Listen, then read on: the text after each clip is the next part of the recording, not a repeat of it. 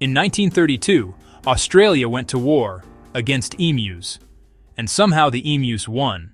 After World War I, thousands of emus invaded farmland in Western Australia, destroying crops and fences. Farmers begged for help, so the government sent in the army, armed with machine guns, against birds. But the emus were fast and smart. They split into small groups, dodged gunfire, and outran military vehicles. Soldiers reported the birds were using guerrilla tactics. After wasting thousands of rounds of ammo, the army surrendered. Major G.P.W. Meredith famously said, "If we had a division of emus, we could face any army in the world." So, was it a ridiculous failure, or the most hilarious military story in history? Comment down below.